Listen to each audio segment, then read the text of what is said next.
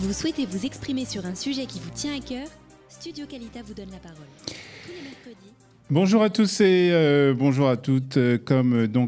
Chaque mercredi, nous nous retrouvons pour donner la parole aux auditeurs de Studio Qualita dans cette émission où vous pouvez vous exprimer en toute liberté sur les sujets de votre choix. Si vous voulez vous exprimer ou intervenir sur notre onde, sur les émissions de Studio Qualita, il suffit de nous appeler sur notre boîte vocale au 050 430 80 20, 050 430 80 20, nous laisser un message et nous vous rappellerons très rapidement pour participer à cette émission. Et nous avons en ligne tout de suite Dan. Dan, bonjour, Boker Tov, merci d'être avec nous ce matin. Alors, il y a beaucoup d'événements de ces dernières semaines, que ce soit les manifestations dans la bande de Gaza, que ce soit le transfert de l'ambassade américaine à Jérusalem. Beaucoup de choses qui se passent dans la région. Alors, ça vous fait réagir, bien entendu, Dan? Oui, tout à fait. Et je pense que ces événements, bien sûr dramatiques, sont très riches en enseignements et on devrait en tirer pas mal de conclusions. Et de ces événements, personnellement, moi j'ai tiré deux conclusions. Déjà, par rapport aux réactions internationales et aux réactions des gens dans la rue, moi je pense très sérieusement que... Réaction internationale par rapport au transfert de l'ambassade ou des manifestations ou des deux peut-être?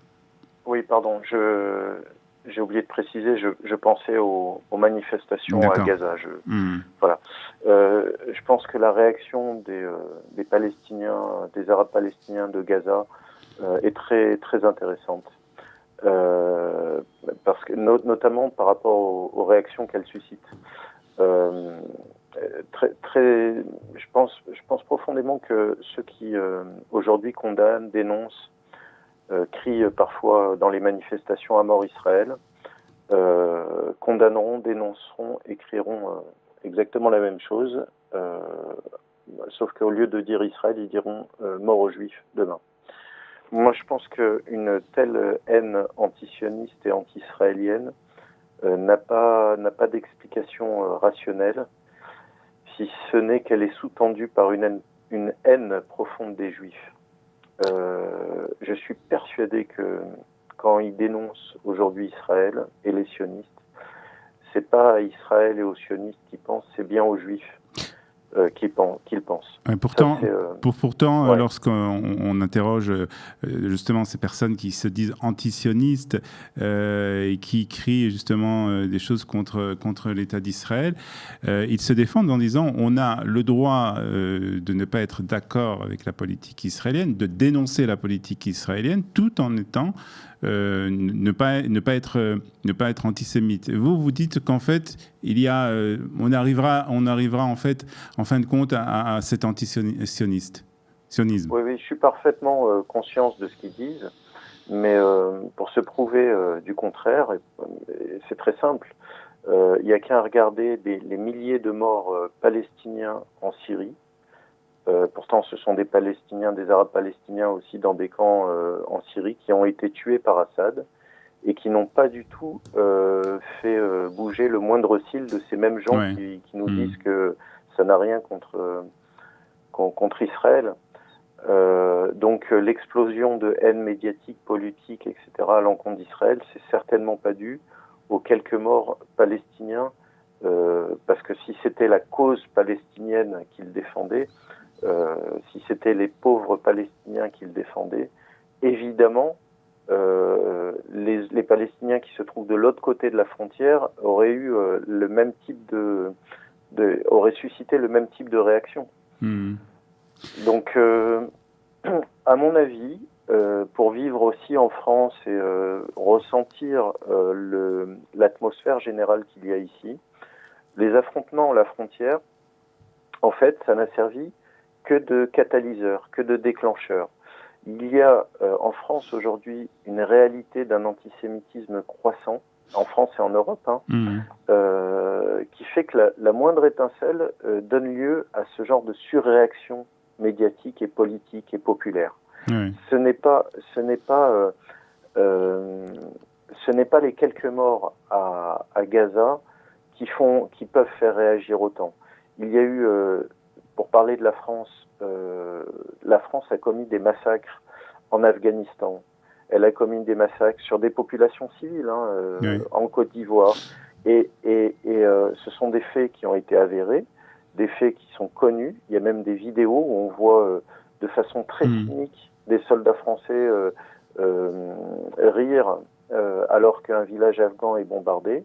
Et ça n'a suscité strictement aucune réaction, ni condamnation, ni réaction médiatique, ni politique, donc il est clair qu'aujourd'hui, moi en tout cas j'en suis persuadé, à moins qu'on m'apporte la preuve du contraire, mais il est clair qu'aujourd'hui l'antisionisme, ces surréactions cachent en réalité une forme d'antisémitisme.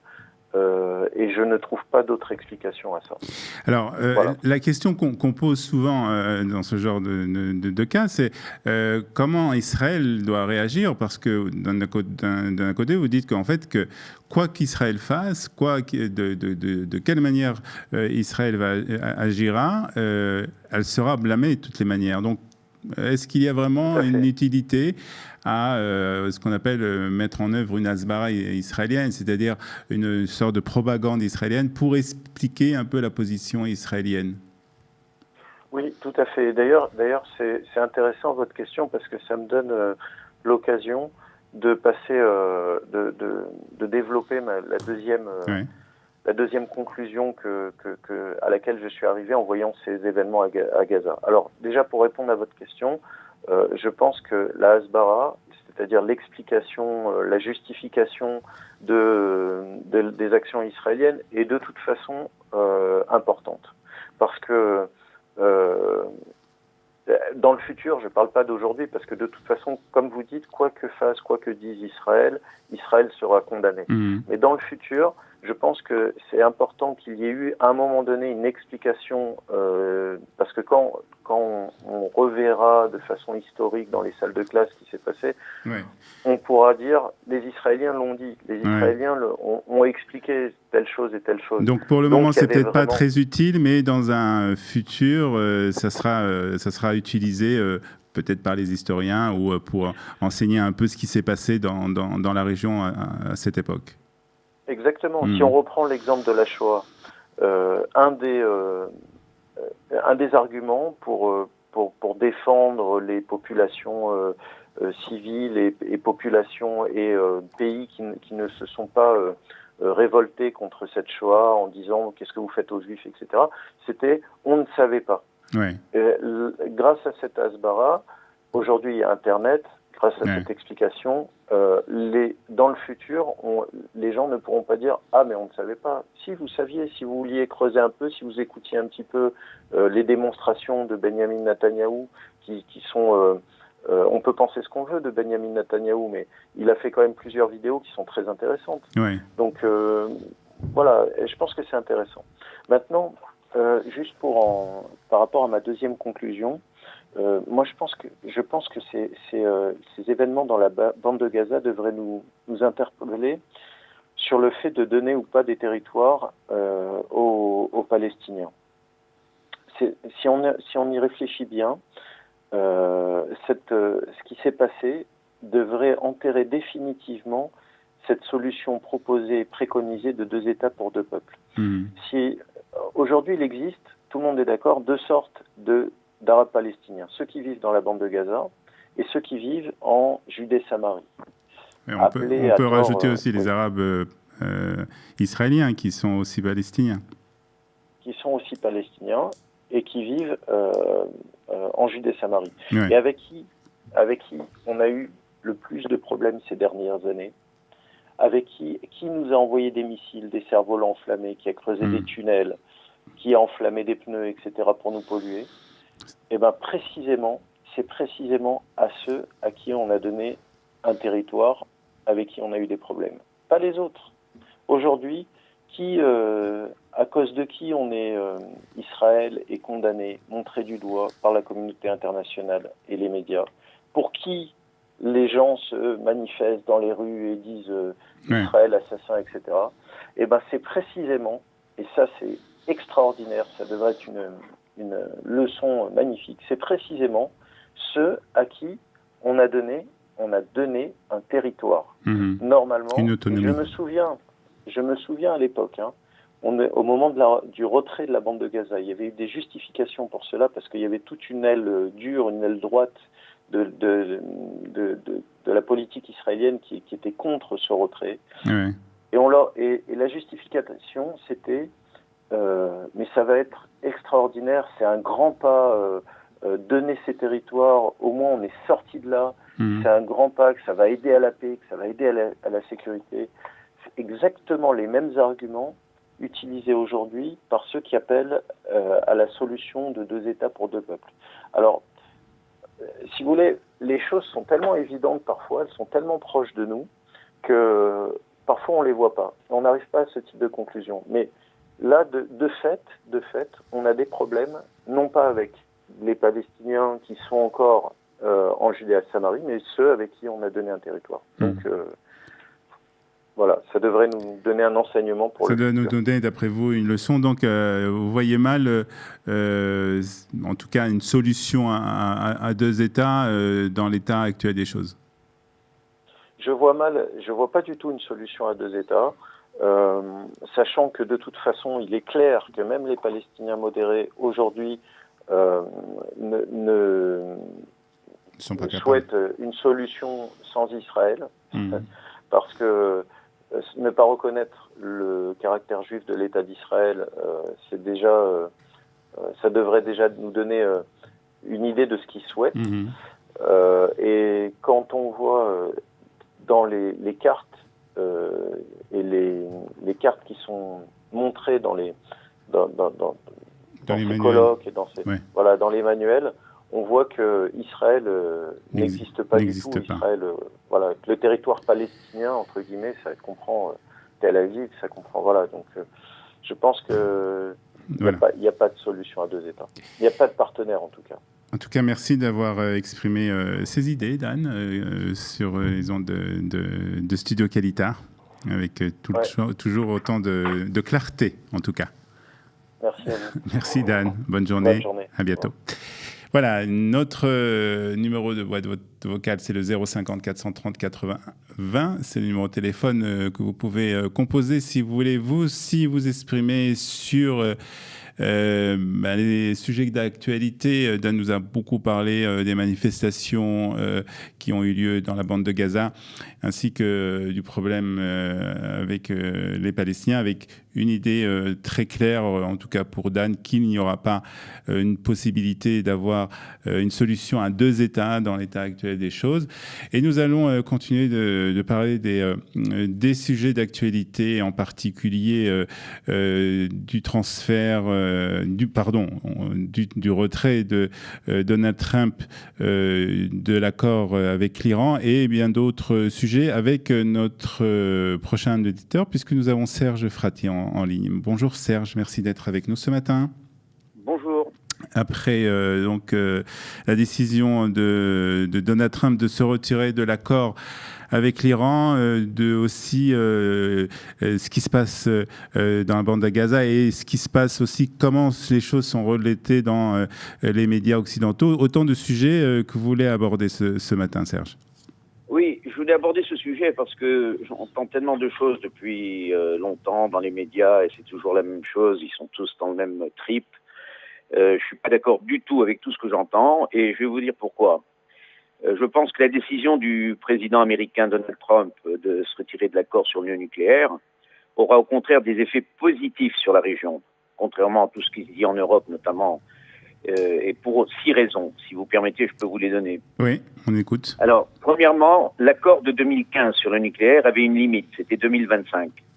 L'Iran devait donc reprendre ses activités néfastes à cette date. En plus, cet accord n'empêchait pas l'Iran de persévérer dans ses programmes balistiques, ce qui est un grand danger pour Israël et pour d'ailleurs toutes les autres nations, dont l'Europe et même, peut-être même voir les États-Unis.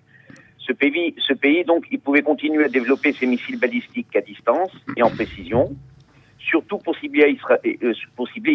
Il ne faut Bien pas sûr. oublier que c'est bien ce qu'ils disent sans qu'on dise continuer. Oui, c'est un discours qui est connu et qui en fait est su de tout le monde, hein, puisque Israël ne cache pas ses intentions d'effacer Israël de la carte du l'Iran. monde. Oui, l'Iran, pardon. Oui, l'Iran. Donc justement, non seulement ils le disent, quitte à risquer une riposte d'Israël, d'ailleurs, voire même une attaque préventive. Alors, pour cette raison, je pense que le fait que Trump veuille renégocier cet accord, qui ne prévoit pas donc le développement des missiles balistiques, eh bien, il prend en compte les critères d'Israël, et ça ne peut que favoriser la paix à plus ou moins brève échéance. Ça, c'est d'une. Ouais. De deux, les sanctions qui vont être rétablies favoriseront certainement une opposition iranienne qui attendait depuis longtemps un leader américain qui prendrait en compte leur situation dramatique. L'accord de Vienne de 2015 donnait un blanc-seing au régime dictatorial des Mollahs qui se voyait remis en selle au lieu d'être combattu. Donc la décision de Trump favorisera, j'en suis sûr, l'écroulement à plus ou moins brève échéance de ce régime extrémiste religieux. Oui. Donc on lui donnait beaucoup pour favoriser cette reprise de recherche balistique et de bombes nucléaires. Troisièmement, l'accord de 2015 avait ouvert les vannes financières qui donnaient au régime iranien les possibilités financières donc d'étendre son influence militaire et politique dans la région. Il aurait déstabilisé toute la région, de la Syrie au Yémen, mettant les régimes arabes ennemis dans l'obligation eux-mêmes de se lancer dans une course aux armes classiques et nucléaires. Donc Trump, en mettant fin à cet accord, va enterrer dans l'œuf cette course dangereuse à l'armement nucléaire, facteur de guerre à plus ou moins brève échéance. Il faut penser que l'Arabie et d'autres pays aussi pouvaient commencer à y penser si Trump n'arrêtait pas cette recherche nucléaire iranienne et cet accord de 2015. Ouais. Non seulement ça, en prenant compte les soucis d'Israël d'empêcher justement cette course aux armements, de plus en plus dangereux pour sa sécurité, il calme Israël qui se voit rasséréné.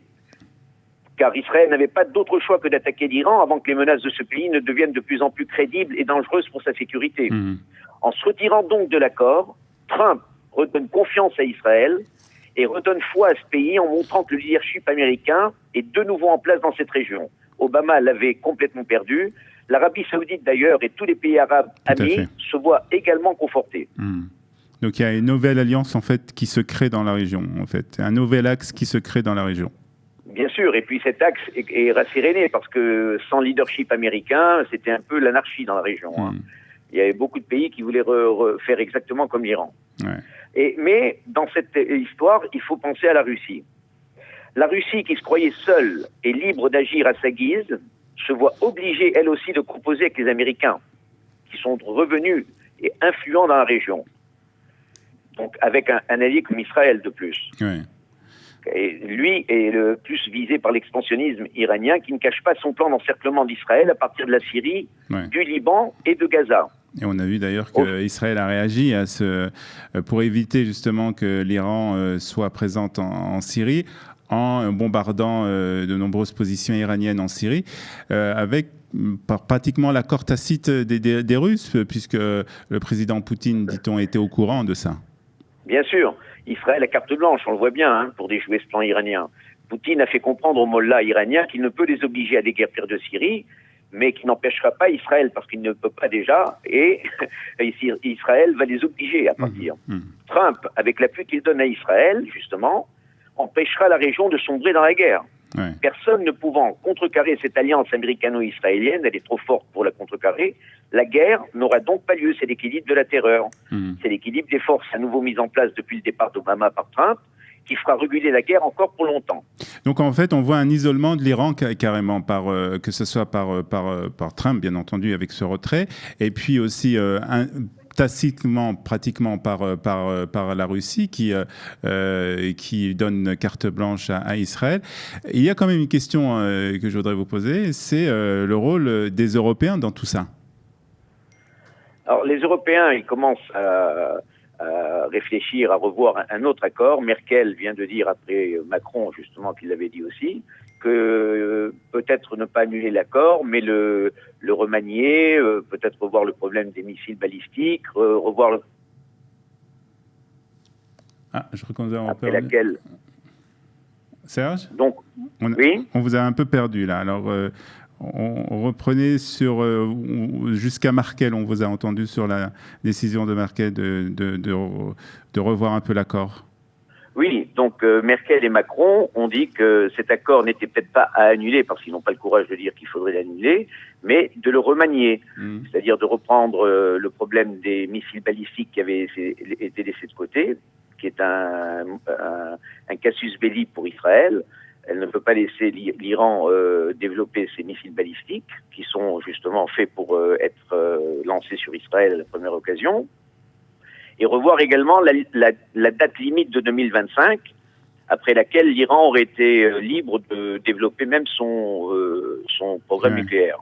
Donc ça commence à s'effriter, cette Union européenne. On va voir la suite bientôt. En ce qui concerne Poutine, il y a quelques jours, 2-3 jours je crois, il a carrément fait connaître sa position sur l'Iran en Syrie. Il a dit que toutes les armées étrangères, sauf la sienne bien sûr, que lui il va garder ses bases de l'attaquer qu'Israël admet.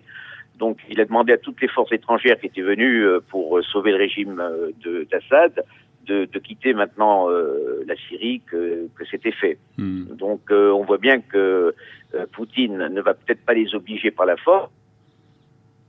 Ouais. Donc, en ce qui concerne l'ambassade, le retrait de l'ambassade, le transfert de l'ambassade américaine à Jérusalem, tout le monde avait prédit un cataclysme dans la région, et on voit bien que des décisions justes et courageuses sont prises. Même les pays arabes, voire les Arabes palestiniens, arrivent à les comprendre. Rien de faire de s'abaisser en leur mentant et en leur menant droit au mur, en les menant droit au mur. Ils sont assez intelligents pour comprendre que cette ville est bien mieux gérée depuis que les Israéliens l'ont recouvrée qu'avant, quand la Jordanie l'avait conquise suite à la guerre d'indépendance qui avait été imposée à Israël. On l'a bien vu, il n'y a pas eu de manifestation dans les pays arabes, en Jordanie très peu, il y en a eu plus en Europe et en Asie que dans les pays au Moyen-Orient. Donc il n'y a rien eu qui soit dramatique, qui se soit passé. Donc on attend maintenant le plan de paix de Trump. Alors justement, sur ce plan de paix de Trump, avec ce geste qu'il a fait de transférer l'ambassade américaine à Jérusalem, qui a été suivi par d'autres ambassades, et puis aussi le fait qu'il a décidé, alors c'est pas seulement pour Israël, mais c'est aussi peut-être aussi en faveur d'Israël de se dégager de cet accord avec l'Iran sur le nucléaire. Est-ce que cela ne prévoit pas ou envisage pas pour Israël, justement, dans ce plan de paix qui est prévu, de demander à Israël de faire des concessions, de faire de nouvelles concessions? De toute façon, je pense qu'il va demander, bien sûr, à Israël de faire des concessions. Je conseille, quelles que soient les concessions qu'il demande à Israël, je conseille au gouvernement de les accepter tout de suite, parce que je suis à 100% sûr que, quelles que soient les concessions qu'il demandera à Israël qu'il fasse et qui les accepterait, les Palestiniens les refuseront comme toujours. Vous n'avez pas oublié ma position concernant les Palestiniens. Oui. Ils ont une stratégie bien ficelée depuis des dizaines d'années. Les gens ne veulent pas l'admettre, mais il faut bien se rendre à l'évidence. Toutes les concessions qu'Israël a faites aux Palestiniens ont été refusées pour la simple et bonne raison qu'ils ne veulent pas d'un accord définitif qui fixerait les frontières et qui fixerait complètement le traité de paix avec Israël. Ils n'en veulent pas. Ils laissent pourrir la situation parce qu'ils ne veulent qu'un seul État. Le jour où le monde aura compris que les Palestiniens ne veulent pas d'un État juif dans la région, on aura fait un grand pas vers la paix et vers la solution du problème. Il y a deux solutions. Soit obliger les Palestiniens, et je pense que Trump l'a très bien compris. C'est pour ça qu'il a dit, c'est pas parce que on n'a pas reconnu Jérusalem, ou c'est pas parce qu'on n'a pas mis notre ambassade à Jérusalem qu'il n'y a pas la paix. Et c'est pour ça qu'il a enlevé cette épine du pied des négociations.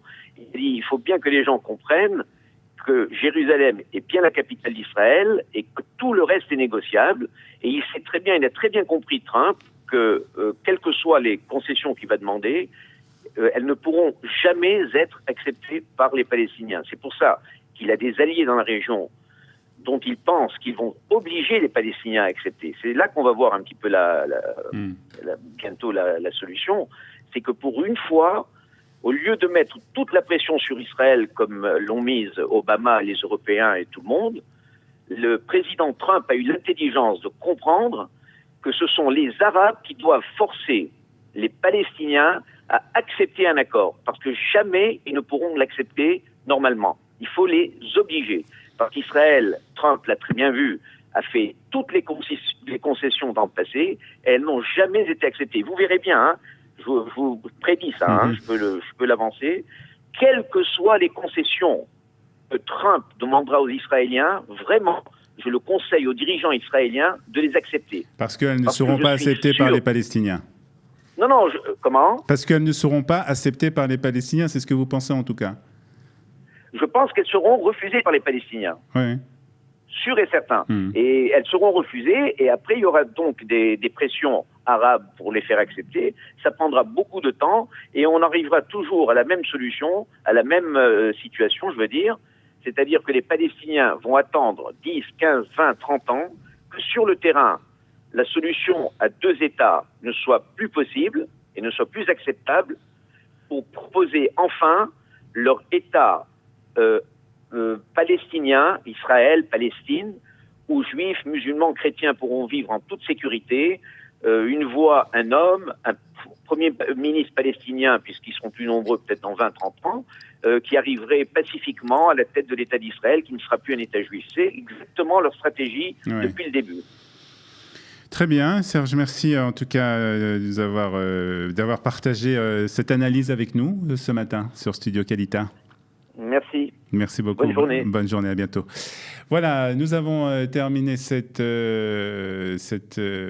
émission. On vous donne la parole sur Studio Qualita. Je vous rappelle que vous aussi, vous avez la possibilité de prendre la parole sur notre radio en nous appelant sur notre boîte vocale.